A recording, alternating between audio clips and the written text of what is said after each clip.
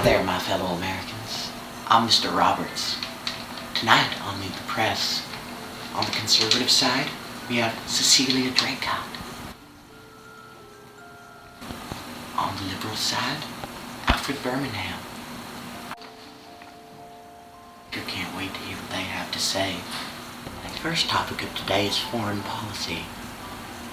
Mr. Carter has been judged for not dealing well with the Soviet impulses and his paralysis in dealing with the Afghanistan and Iran crises. How do either of your candidates plan to resolve these issues in the next 4 years?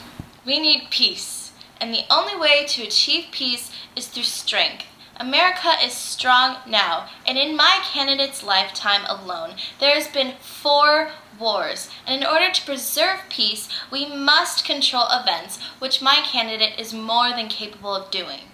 Well, the way that we feel among the Carter supporters is that the Carter administration has done a tremendous job in stopping terrorism and has made huge strides in doing that, and as well as making huge strides in preventing commercial flights from having terrorists on them and stopping the spread of nuclear weapons. And I think that this proves that Carter is prepared.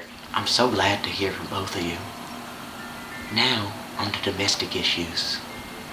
The decline of our cities has been hastened by the continual rise in crime.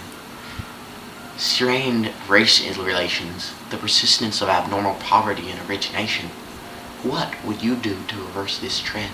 My candidate knows and supports states' rights. However, he knows that crime is abundant in our nation, and he knows that strict measures need to be taken in order to prevent our crime rates, even if that means ridding welfare and increasing military power to achieve peace and prosperity. These issues should not be an issue of the government and should not be dealt with by the government, but rather be dealt with by the states. Well, truly, Carter supports the American dream, and he's shown that in his time in office. Currently, the issues of crime have been combated through revitalization and renewal. Carter has worked with local government officials, governors, mayors of hot spots of crime, and he's managed to fight crime at a local level by increasing works, public works, public transit, in order to create jobs, and he's supplied millions of jobs to Americans across the country, even those minority groups in the colored and Hispanic sections. Very interesting. In 1976, inflation stood at 4.8%. It now stands at more than 12%. Can inflation really be controlled? Well, allow me to give you this simple fact here. In the first quarter of this year, inflation was at 18%, and now in the third quarter, inflation is currently at 7%. So if you can't see the improvement there and the direct effects that Carter has had in his administration, then I don't know what to tell you. I would also like to let you know that George Bush himself has called Reagan's economic proposal voodoo economics, and that it would result in a 30% inflation. Carter, in his time in office, however, has managed to bring upwards of 9 million jobs to America. So in terms of economics, I think that we're on an upward slope here, and that with the continuation of Carter's strong hand over the government, we'll have a great time getting to a better place. Reagan is firm in his belief that the money supply and only the money supply fundamentally determines the inflation rate. His plan is to cut taxes and to reduce business money regulation in order to provide more money to businesses, a little something we like to call Reaganomics. Right. Both of you have expressed desire to end the nuclear arms race with Russia, but by vastly different methods. Mr. Reagan has suggested that we scrap the SALT II treaty for one more favorable to us. President Carter has suggested that he will again try to convince a reluctant Congress to ratify the present treaty as the best we can hope to get. Both can't be right. Reagan supports START, the Strategic Arms Reduction Treaty, because it radically reduces the number of weapons as opposed to the SALT II treaty that offers simple and skimpy limitations, which is why START is a much better option for our nation. The Carter administration believes that SALT II in its current state is completely acceptable for the time being. We believe that nuclear arms definitely need to be reduced, and it is a huge looming issue over the country at current time. Our goal is to reduce nuclear arms in a way such that it will benefit both sides, because that is truly the point of reducing the nuclear arms. Wow. Thank you for answering. Now my last question before we move on to something more interesting is what do your candidates intend to do about the insufficient buildup of our armed forces over the past Carter believes that the solution to war is apparently to cut military spending, which seems a bit counterproductive. My candidate, however, wants to increase our military spending in order to keep the safety of our families and keep the U.S. a respected superpower. Well, first off, I'd like to point out that even before Carter entered office, there had been a decrease in the military, 37% decrease, in fact. And currently, at our current levels of military strength, we have managed to maintain peace in the U.S.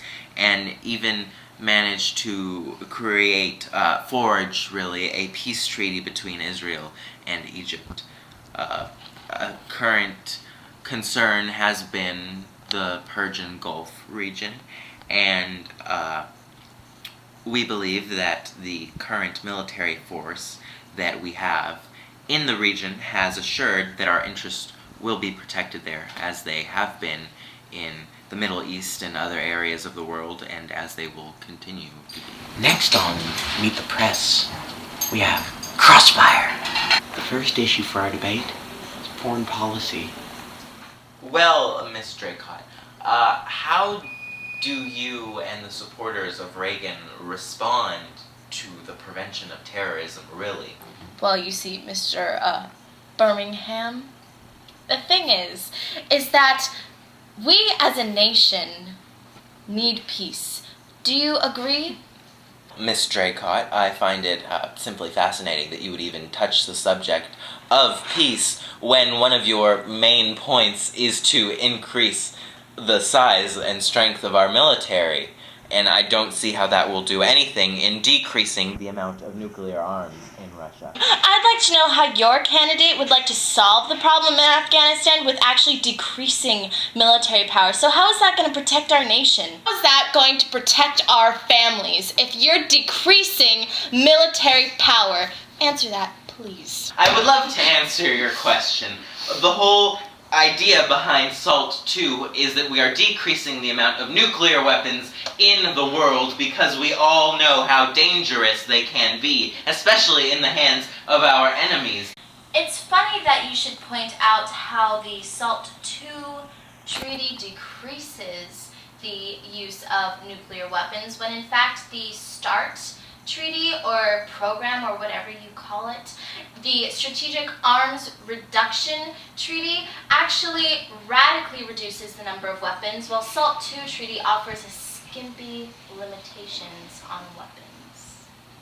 Well, I think that your point here is that SALT II isn't severe enough, but I think that what we are trying to do here is reach a peaceful, and those are your words that you have said, the peaceful accord that we are trying to reach with the Russians must be reached gradually. So are you saying that you're a communist? No, in fact, I am saying that we live in a world with communists, and we need to cooperate with them as peacefully as possible. This is what I'm hearing, Mr. Birmingham, is that you'd like to be very peaceful with the Soviets and be very buddy-buddy with them. I want there to be a peaceful accord with the Soviets, and I think that this is what we can reach through the election of Carter. We want to continue our crusade through the world to reduce arms, to prevent terrorism, and, of course, to contain the spread of communism. However, So, in the time if I that get we this are- right, you'd like to reduce military weapons and prevent terrorism. Yes, exactly. Okay. And how do you plan on preventing terrorism without, usage of good weapons? Well, Miss Draycott, I would love to hear your solution to this, because I have heard a lot of complaints, and I think that the decisions that Carter has made in the Oval Office over the past few years have shown his willingness to find the solutions to the problems that we're facing. I first would like to ask you about the hostages.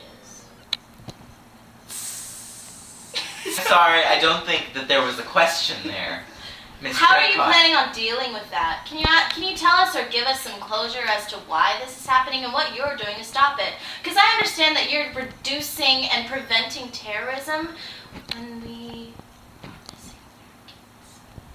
To assume that there is any simple solution to such a crisis is just a blatant sign of ignorance of the topics. And speaking on that point, I think that what I have heard in this debate is mostly a lot of complaints, but not many solutions being presented. And I'm afraid that solutions that have been presented by the candidate that you represent just are not adequate.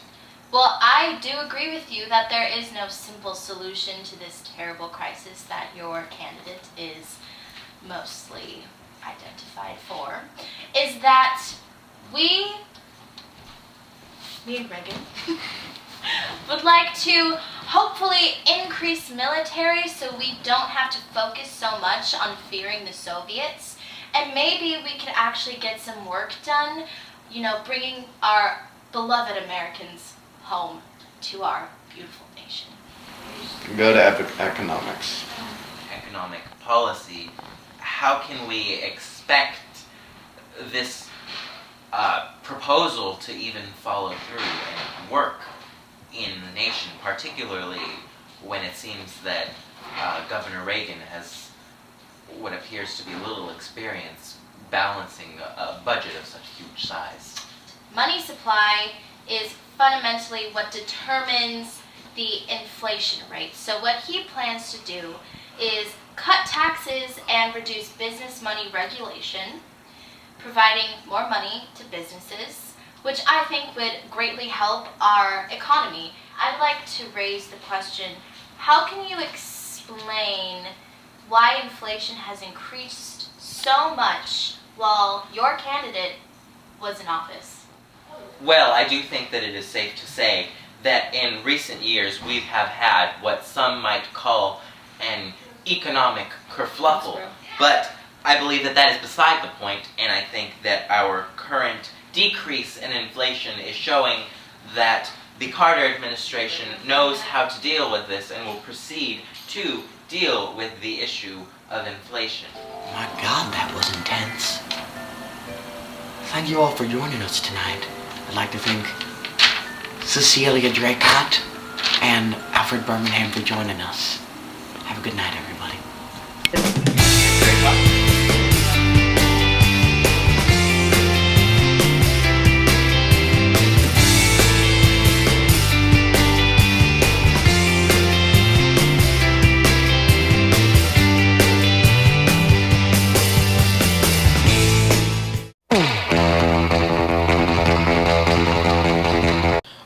Well, Miss Draycott, it's funny that you would even touch the subject. Soviets and be very buddy-buddy with them. Maybe even make bran muffins. Miss Draycott, you leave bran muffins out of this. I'll bring bran muffins into this. Afghanistan. No. Ronald Reagan. No, you're... Oh my lord. Oh, I'm not Reagan. Cecilia Dracov. You're not Reagan. No. Mr. Alfred Cunningham. Well, are we ready? We're ready. This is very unprofessional. I think that Mr. Reagan Definitely filming this. would be.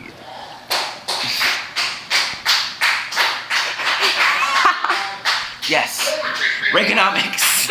And action. Whoa.